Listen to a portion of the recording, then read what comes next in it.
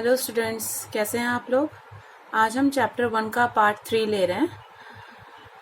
अब हम लोगों ने ऐसा रखा हुआ है कि हर एक वीडियो के एंड में आप लोगों को मैं नोट्स प्रोवाइड करूंगी, वो आप लोगों को वीडियो पॉज करके आपके नोटबुक में उसे लिख लेना है। तो आज का हम टॉपिक ले रहे हैं पोस्ट फर्टिलाइजेशन इवेंट्स। हम लोगों ने टोटल 3 इवेंट्स पढ़े थे, pre fertilization, fertilization and post fertilization.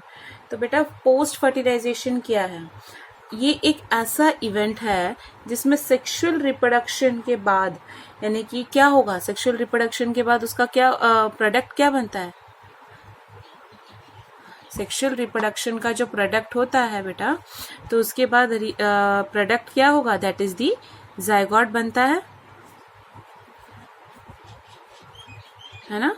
तो क्या है, ये जायगोट बनता है। तो ये जो जायगोट बनता है उसको हम लोग क्या बोलते हैं, that is the post fertilization event. तो जायगोट क्या है, वो एक सबसे पहला एक फर्स्ट सेल है। कोई भी न्यू जनरेशन होने वाला है वो क्या है, एक फर्स्ट सेल है एक ऑर्गेनिज्म का, जिसमें ये हमेशा जायगोट क्या होगा, 2n बॉडी होगा, दैट इज डिप्लॉयड होने वाला है। डिप्लॉयड यानी 2n बॉडी होता है, बिकॉज स्पर्म है और ओवा मिक्स होके फ्यूजन होके ये जायगोट बनाते हैं। अब ये कभी एक्सटर्नली और इंटरनली भी होता है। एक्सटर्नल जैसे कि एक्वेटिक मीडियम में होता है, कोई ऑर्गेनिज्म एक्सटर्नल फर्टिलाइजेशन के हिसाब से करता है।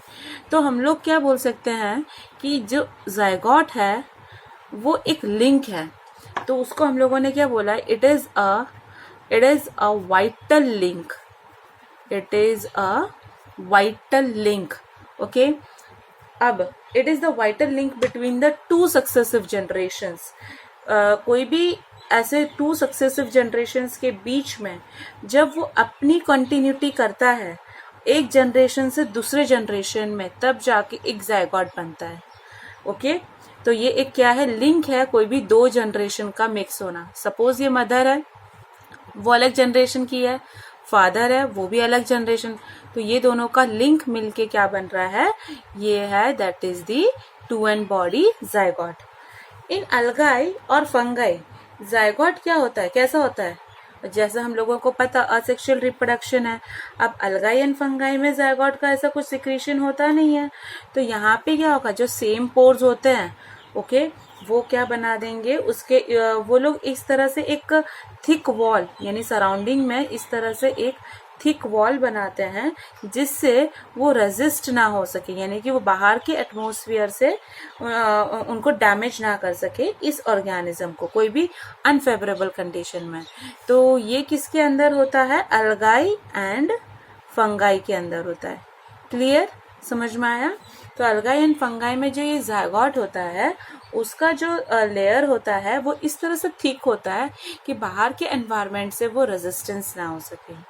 नेक्स्ट टॉपिक आता है बेटा, दैट इज एम्ब्रायोजेनेसिस। देखो जेनेसिस वर्ड मैंने आप लोगों को बताया हुआ है, दैट इज द फॉर्मेशन। तो किसका फॉर्मेशन होना है, एम्ब्रायो का। किस में से, जायगोट में से। जायगोट में से क्या बनना, दैट इज एम्ब्रायो का बनना। उस प्रोसेस को हम लोग एम्ब्रायोजेनेसिस बोलते हैं। ये एक मल्टी सेलुलर स्टेज है पूरे एक प्लांट या एनिमल के लाइफ साइकिल में, जिसमें ये लोग एक दूसरे पे डिपेंड होते हैं। जायगोट कब बनेगा, जब एक फीमेल एक मेल पे या मेल या फीमेल पे डिपेंड है, तब जाके जायगोट, और जायगोट के बाद ही क्या बनने वाला है, एम्ब्रायो। तो यही जायगोट बहुत सारे रिपीटेड सेल डिवीजन, कौन से सेल डिवीजन, माइटोसिस प्रोसेस से होता है, और डिफ्रेंसिएशन जाके एक स्पेसिफिक शेप और साइज लाके एम्ब्रायो बनाते हैं। तो ऐसे ही जो फ्लावरिंग प्लांट्स होते हैं वो क्या होते हैं, that is the zygote develops into the embryo in flowering plants also. तो ऐसा नहीं है कि वो एनिमल्स एंड ह्यूमन बींग्स में ही है, फ्लावरिंग प्लांट्स में भी एम्ब्रायो सैक हम लोगों ने चैप्टर 2 में पढ़ रखा हुआ है। वैसे अब आता है, हम लोगों ने ये भी पढ़ा है कि जैसे कि ओवरी क्या है, फ्लावरिंग प्लांट्स की बात करते हैं, ovary is converted into the fruit and ovule is converted into the seed. Okay, तो the wall of the ovary, okay, that is the, it produces pericarp और फ्रूट वॉल। ओके, तो ovary का जो उसका फ्रूट वॉल होता था उसको हम लोग क्या बोलते थे, that is the pericarp. Okay, now ये अभी तक मैंने आप लोगों को प्लांट्स के बारे में बताया, जो चैप्टर है रिप्रोडक्शन इन ऑर्गेनिज्म। अब हम थोड़ा सा एक गो थ्रू एनिमल्स के हिसाब से भी कर लेते हैं। एनिमल्स के हिसाब से हम देखने जाते हैं तो उसमें भी क्या है, 2 टाइप के रिप्रोडक्शंस होते हैं। दैट इज असेक्सुअल रिप्रोडक्शन होता है, और उसमें भी क्या है, that is the sexual reproduction.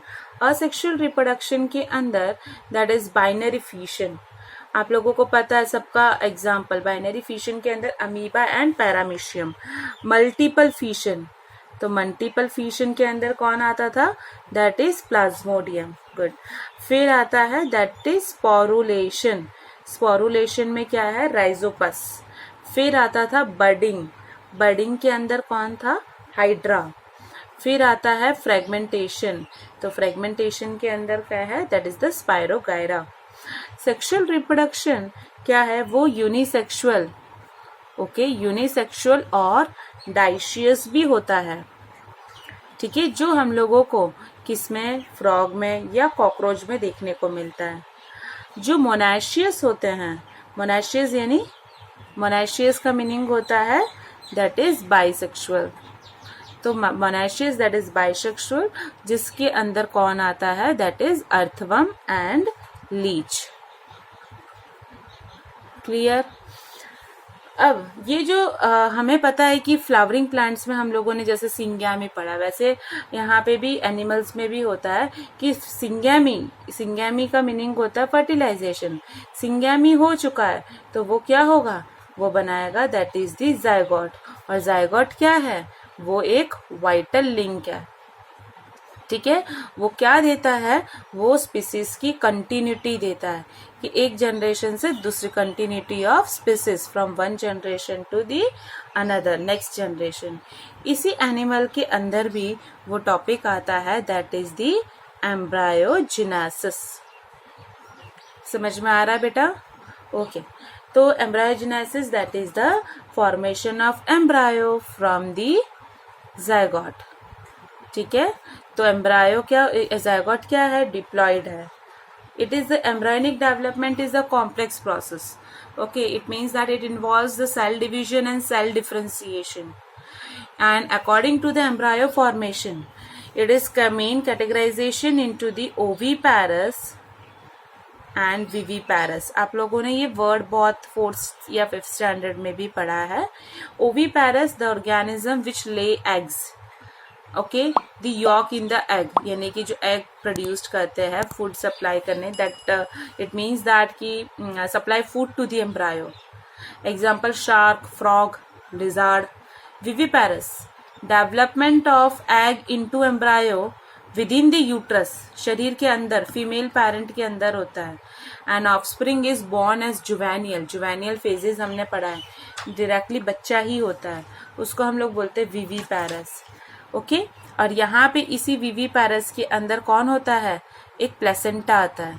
Placenta का मीनिंग होता है जो एम्ब्रायो को कवर करता है। ये है प्लेसेंटा और ये है बच्चा। ठीक है, तो ये प्लेसेंटा क्या करता है, उसे प्रोटेक्ट करता है। कुछ ऐसे भी होते हैं जो दोनों होते हैं, तो दोनों के लिए हम लोग बोलते हैं ओवो विविपैरस। ठीक है, इसके अंदर कौन आता है, शार्क की बहुत सारी स्पीसीज आती है। Many species of shark are ovoviviparous. And इसमें क्या होता है, इसका जो एग होता है वो एक मतलब कोई भी ओविडक्ट में इंक्यूबेटेड यानी डाल दिया जाता है, और वहां से ही एग मतलब निकाला जाता है, दैट इज द यूट्रस में से, और वो एक बॉर्न मतलब दैट इज द हैचिंग करा जाता है, अलाइव यानी हैच करने के लिए वो जाती है, तो इसलिए उसको ओवोविविपैरस बोला है। समझ में आया। इसके अंदर क्या है कि जो भी और एग होता है वो डायरेक्टली ओविडक्ट में डालते हैं, तो एग है तो वो क्या हो गया, ओविविपैरस। फिर क्या होगा, वो एग क्या होगा, बड़ा होगा, उसके अंदर डायरेक्ट बच्चा निकलेगा, तो वो क्या होगा, विविपैरस, तो ओवोविविपैरस बोला जाता है। तो बेटा ये आज का जो टॉपिक है वो यहाँ पे ही हम लोग कंप्लीट करते हैं। ठीक है, अब इसका मुझे नहीं लगता कि आप लोगों को देना पड़ेगा क्वेश्चंस, तो कुछ है ओवोविविपैरस, ये सब थोड़ा बेसिक है वो आप लोगों को आ जाएगा। तो यहाँ पे मैं चैप्टर 1 का पार्ट 3 कंप्लीट करती हूँ। यहाँ पे आपका चैप्टर 1 कंप्लीट हो जाता है।